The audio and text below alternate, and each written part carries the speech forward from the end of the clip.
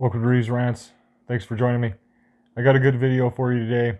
It's talking about immigration, and it's an interesting way that it breaks down immigration, but I think it's important for people to see America became this amazing place, and once it became this amazing place, it went on cruise control.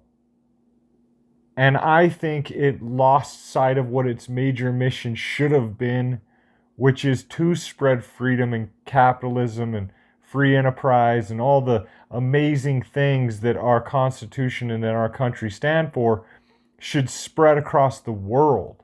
We're viewing freedom through this prism of what America is or what our governments allow us to have, but what is freedom? What is it to truly be free as a human being? Subtract some of the laws that have taken human beings' freedom from them in whatever country you live in, and apply this main principle. People are born into the confines and the restraints that their country put upon them. By birth, you are free to speak what you want, do what you want, act what you want, and all of that has to be taken from you. So when we view freedom, we need to see freedom as human freedom, not American freedom. Even if you believe in evolution, evolution supports the idea of being free as well. Human beings are born to be free. The American dream should have spread across the globe once the benefits of what freedom can bring showed themselves. This is the first experiment in self-government that actually worked, and it created the greatest superpower the world's ever known. It created the greatest cultural machine, the greatest machine of art and creativity and innovation right here. And how did it do that? It did it through freedom. Because when you give people freedom, you let people do whatever the they want to do, they actually find ways to succeed and grow and thrive. With that being said, thanks for hitting that like and subscribe button. I'm trying to get to 100 subscribers, and I really need your help. Let's roll into it.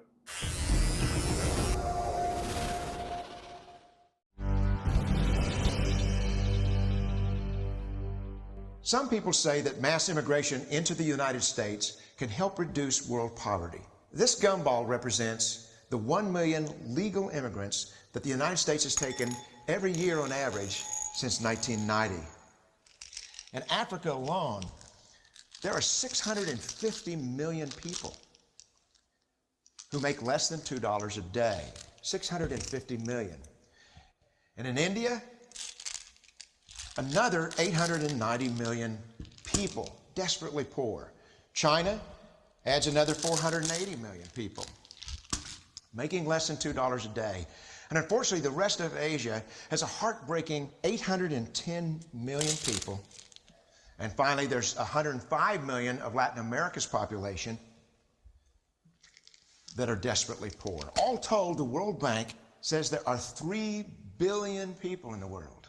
3 billion people who are desperately poor, making less than $2 a day. That's 3,000 gumballs. Why it is that there could be so many billions of people around the world who are living in desperate poverty.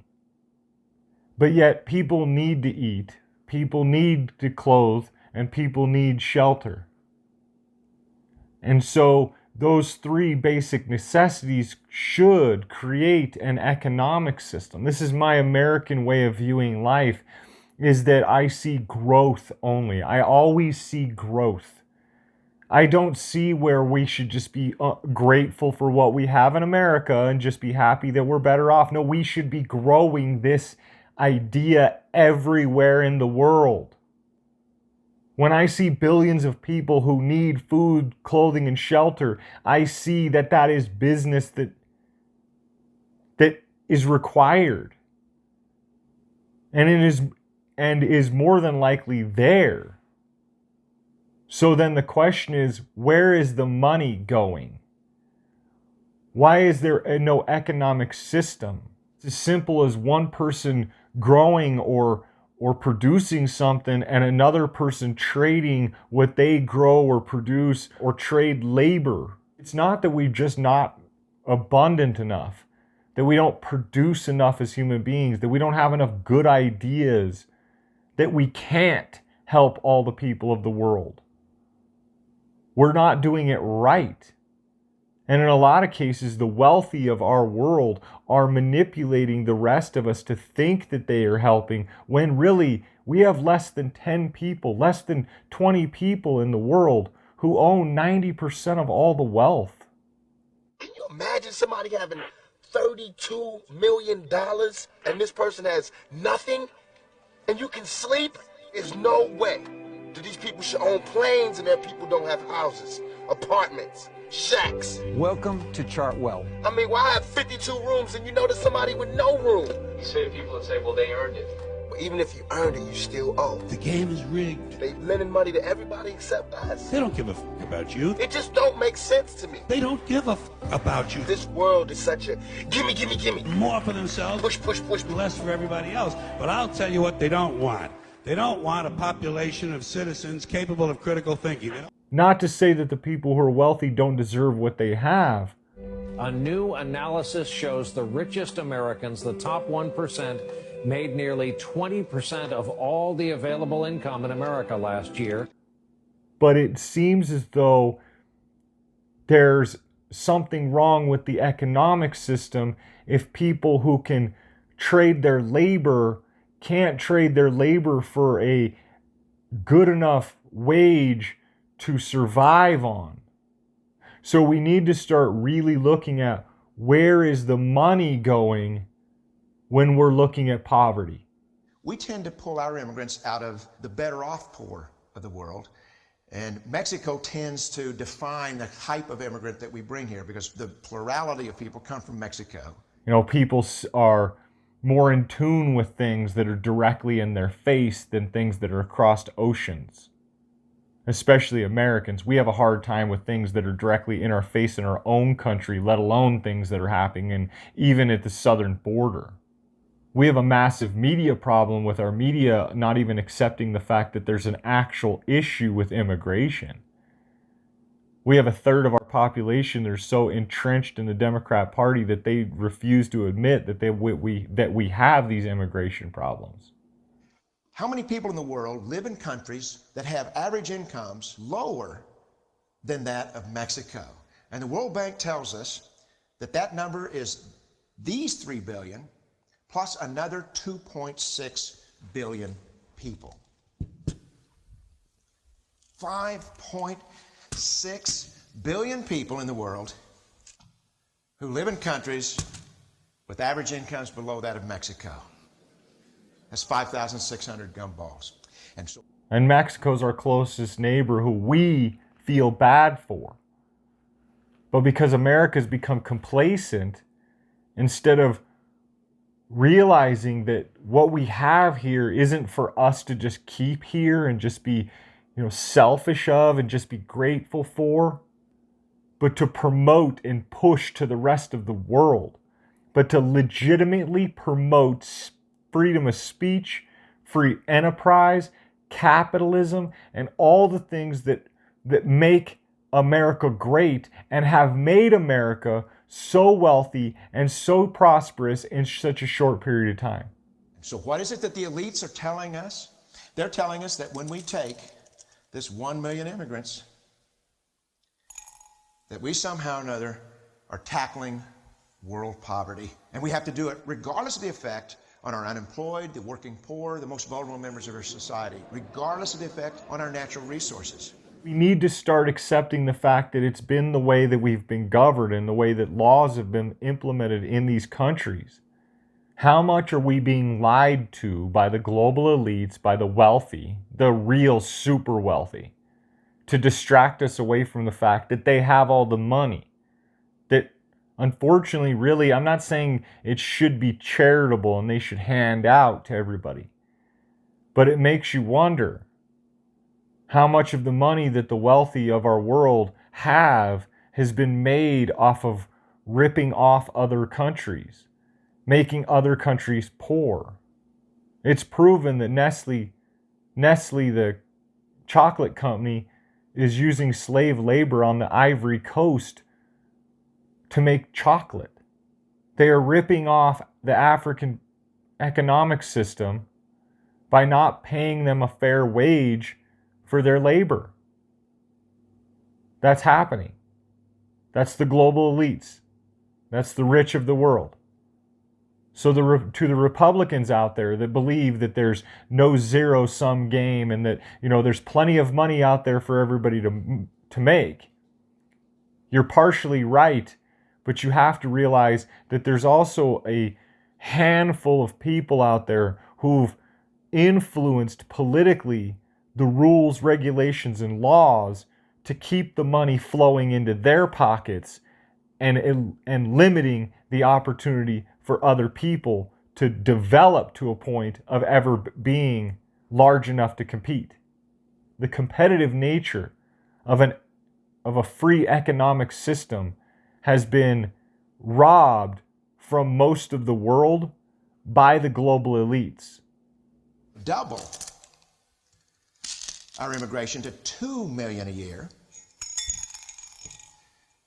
which would totally overwhelm our physical, natural, and social infrastructures, we couldn't make a noticeable difference. And we may be really hurting the impoverished people of the world because the million that we do take are among the most energetic, often the better educated, certainly the most dissatisfied people that if they did not immigrate would be the agents for change to improve the lot of all the people in these countries. The true heroes in the global humanitarian field are the people in these countries who have the wherewithal to immigrate to another country, but instead stay in their countries to apply their skills to help their fellow countrymen. If there could be so many billions and billions of dollars flowing amongst so many few people, but yet there's so many billions of people who live in poverty, says something's not right. Those countries have their own abundant resources that I don't think they're being paid fairly for. Unfortunately, our immigration system tends to entice these very type of people to abandon their countrymen. There is only one of two decisions: to get themselves out of the horrible situation that they're probably in their country, or stay in their country, suffer with everybody else, and potentially never make any difference. That's why it's very important that the people who have the wherewithal, those people he was talking about, those people who want to leave their countries and have the ability to do so, I believe, not because I don't want those people here, but because they are better off in their countries, unifying and building a prosperous economic system within every country of the world. The prosperity we see in just a few countries shouldn't be just in a few countries. This should be everywhere. The impossibility of making even a dent is actually worse than it looks here. Because last year, when we took 1 million immigrants, these countries added, births over deaths, 80 million more people into the impoverished population. And this year, according to the United Nations, these countries are expected to add another 80 million people. And next year, you can be quite sure that we'll bring in another million immigrants. And these countries, unfortunately, will be adding another 80 million people. We could take 5 million a year. Don't you see? Immigration can never be an effective or significant way to deal with the suffering people of the world. They have to be helped where they live. We need to be viewing the entire world as a place that we need to expand the prosperity for everyone. And it's not being done by local do-gooders thinking that we should just let everybody into our country. The rest of the countries of the world are producing people so quickly that every country needs to have their own economic system that is prosperous. 99.9% of them will never be able to immigrate to a rich country. The only place that 99.9% of these people can be helped is where they live. Let's help them there. After 2022 years of history, we can see what works and what doesn't work. We need to teach our children to look to our past so that they're not doomed to repeat it. And the only way to do that is to build up the people to be better than the forces that are trying to take over. And with that being said, thanks for hitting that like and subscribe button. I'm trying to get to 100 subscribers and I really need your help. Thanks for watching. Later.